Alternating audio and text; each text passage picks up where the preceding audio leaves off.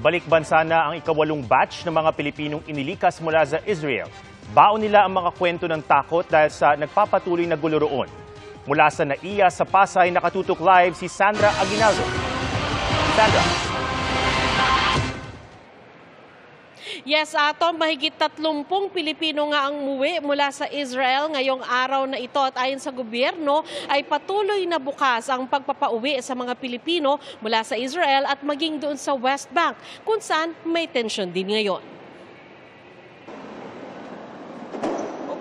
Mahigit 10 buwan daw na nag-isip ang single mom na si Gia Tolentino, isang hotel worker, kung iiwan ng trabaho sa Israel matapos sumiklab ang giyera ng Israel at Hamas. Sa isang banda, lagi raw siyang nababalot ng takot dahil sa panay-panay na tunog ng sirena na indikasyon ng paparating na racket.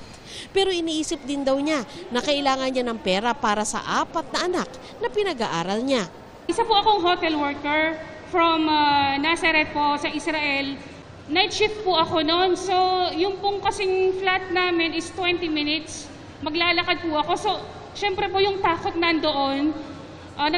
Natakot po talaga ako. May lakad, takbo na po yung ginawa ko. Biglang maririnig mo yung siren.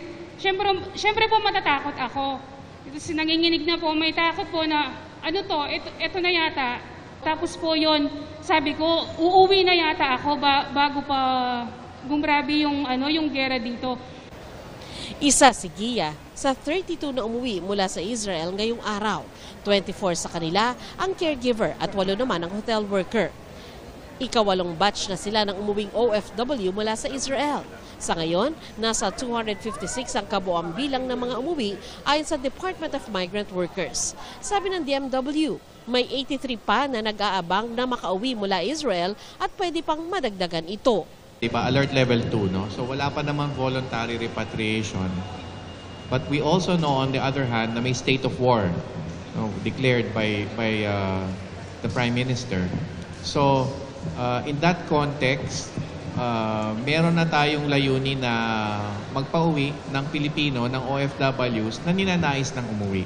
Magpapahinga po muna and then mag-a-apply po ulit para sa ibang bansa po. Gaya ng dati, iba't ibang ahensya ang sumalubong sa mga nagsidating.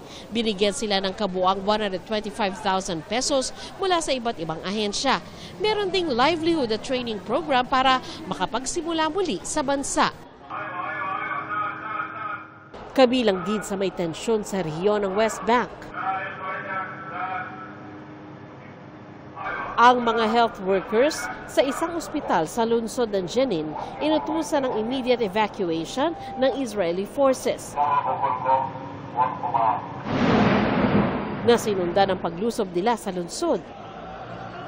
Ayon sa mga saksi, ilang mga Israeli military vehicles at mga bulldozer ang pumasok sa lungsod. 3 pang Palestinian ang naitalang nasawi sa mga Israeli drone strikes sa Jenin. Ayon sa Gaza Health Authorities, nasa 11,500 ang nasawi sa mga pag-atake ng Israel. 4,700 dito, mga bata. Atong bukod dyan sa mga umuwi mula sa Israel, ay meron pa hong 4 na umuwi mula sa Lebanon ngayon ding hapon. Yan muna po pinakuling ulat mula dito sa NAIA. Atom? Maraming salamat, Sandra Aguinaldo. Mga kapuso, samahan nyo kaming tumutok 24 oras. Bisitahin at mag-subscribe sa GMA Integrated News sa YouTube. Sa mga kapuso abroad, bisitahin ang GMA Pinoy TV at www.gmanews.tv.